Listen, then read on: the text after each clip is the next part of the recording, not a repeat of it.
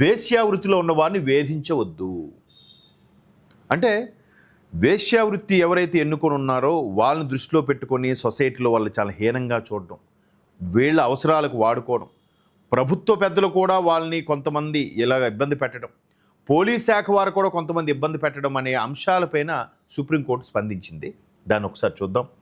స్వచ్ఛందంగా వేశ్యావృత్తిలో ఉన్న వారిని అక్రమ రవాణాకు గురై బలవంతంగా వేశ్యావృత్తి కూరుకుపోయే వారిని ఒకేలా చూడడం తగదు. అంటే ఎవరైతే వాళ్ళ కులవృత్తిగా భావించి లేదా సరే మాకు ఇదే కంఫర్ట్గా ఉంది, హ్యాపీగా ఉంది అనుకుని ఆ సెక్స్ వర్కర్లోకి దిగే వాళ్ళకి పర్వాలేదు. కానీ కొంతమంది బలవంతంగా ఎత్తుకుపోయి ఆ కుంపలో ఆ రొంపిలోకి తోసేటప్పుడు వాళ్ళని వీళ్ళని ఒకేలా ట్రీట్ చేయడం ఎంతవరకు సమంజసం అనే దాని మీద సుప్రీంకోర్టు స్పందించింది. స్వచ్ఛందంగా ఉంటే అక్రమ రవాణా ఇతర కేసులు పెట్టొద్దు. స్వచ్ఛందంగా వాళ్ళకి ఇష్టపడి వెళ్ళారనుకోండి, పెట్టొద్దు అంటారు. కానీ ఇక్కడ కూడా మెలిక ఉంది. ఒకవేళ ఆ పైవాడు ఎవరైతే తెచ్చిందులోకి దించాడో ఆ దుర్మార్గుడు కానీ ఆ దుర్మార్గురాలు కానీ ఎవరైనా వాళ్ళు బెదిరిస్తే నువ్వు వెళ్తే నీ ప్రాణాలు పోతా, నువ్వు ఎక్కడున్నా నువ్వు వదిలిపెట్టి చంపేస్తామని చెప్పారనుకోండి, నేను స్వచ్ఛందంగానే ఉండాలని చెప్పొచ్చుగా. ఇదొక ఘటన. అంటే ఏది కూడా అక్కడ మరలా సుప్రీంకోర్టు ఒక సమీక్ష నిర్వహించి ఉన్న పరిస్థితులకు అనుగుణంగా ఒక 60 నుంచి 70% మందికి మేలు చేకూరేలాగానే చెప్తుంది. ఇది కూడా ఒక 10 మంది నష్టపోయినా 70-80% మంది బాగుపడే ఉద్దేశంలోనే ఆలోచిస్తారు ఎవరైనా సరే. ఇక్కడ చూడండి, అక్రమ రవాణాకు గురైన బలవంతంగా వేశ్యావృత్తి కూరుకుపోయిన వారిని ఒకేలా చూడొద్దు. స్వచ్ఛందంగా ఉన్నవారిని, అక్రమంగా ఉన్నవారిని, పూర్తి సమ్మతితో వేశ్యావృత్తిలో ఉన్నవారిని ట్రాఫికింగ్ బాధితులుగా చూడొద్దని, అదే ట్రాఫికింగ్ అయితే సమ్మతి అనేదే చెల్లదని స్పష్టం చేసింది. స్వచ్ఛందంగా వేశ్యావృత్తుల వారిపై అక్రమ రవాణా ఇతర సీరియస్ క్రిమినల్ కేసులు పెట్టి వేధించొద్దని పేర్కొంది. అంటే ఇందులో కూడా మనం ఎప్పటి నుంచో వినిపిస్తున్న వివాదం ఏంటంటే, ఎంతసేపు పలానా దగ్గర వేశ్యావృత్తిలో ఎంతమంది దొరికారు, వీళ్ళని అరెస్ట్ చేసాం, వాళ్ళని అరెస్ట్ చేసాం, వాళ్ళని కోర్టులో ప్రొడ్యూస్ చేసాం, లేదంటే వాళ్ళ మీద కేసు పెట్టాం, ఇవన్నీ చెప్తుంటారు కదా. మరి వాళ్ళని వాళ్ళ పేర్లతో సహా చెప్పినప్పుడు అక్కడ ఆ విటుడు ఎవరు?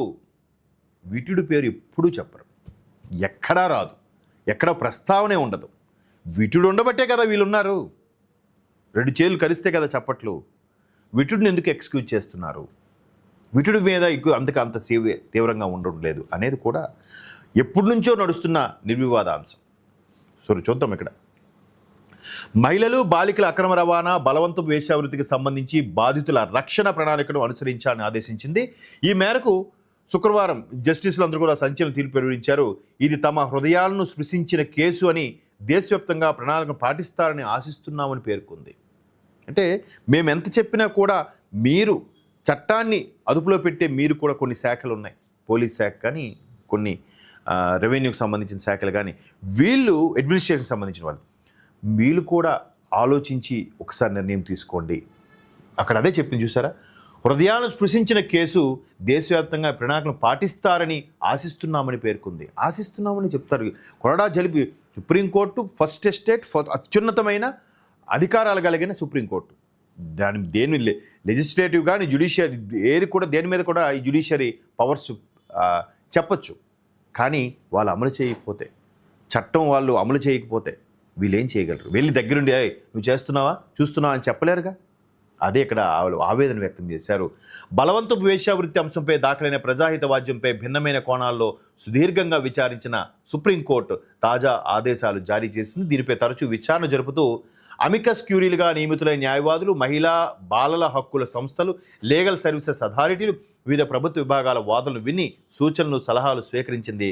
సెక్స్ ట్రాఫికింగ్ బాధితులు, ఆశ్రయ గృహాల పరిస్థితి, ట్రాఫిక్ నిరోధన చట్టాలు అమలు, వాటి దుర్వినియోగం. అంటే ఇక్కడ వీళ్ళు దొరుకుతున్నప్పుడు కూడా మీరు ఎక్కడ ఉంటున్నారు, వాడికి పర్మనెంట్ రెసిడెన్స్ ఉండదు. ఆ నడిపించే వాళ్ళు ఎవరైతే ఉంటారో ఒక దగ్గర విల్లాలోనో, లేదంటే ఒక అపార్ట్మెంట్లోనో, లేదంటే ఒక లాడ్జీలోనో అలా తిప్పుతూ ఉండడం వల్ల, లేదంటే వాళ్ళు అక్కడే ఉండడం వల్ల వాళ్ళకు పర్మనెంట్ ఒక ఐడెంటిటీ లేకపోవడం, వాళ్ళకు ఒక ఐడి కార్డు కూడా ఇష్యూ చేయమని కూడా సుప్రీంకోర్టు ఒక కీలక వ్యాఖ్యలు చేసింది. నిజంగా మంచి ఉద్దేశమే. వాళ్ళకి ఏదో ఒక ప్రూఫ్గా చూపించి వాళ్ళకు ఒక ఆధారం ఏదో కేటాయించాలని కూడా చెప్పింది. ఏది ఏమైనా ప్రజలు మారాలి, ఆలోచన విధానం మారాలి, వాళ్ళని చాలా హీనంగా చూసే పరిస్థితి నుంచి ఈ కొంత వరకు మార్పు రావాలనేది ఇక్కడ సుప్రీంకోర్టు అభిప్రాయం.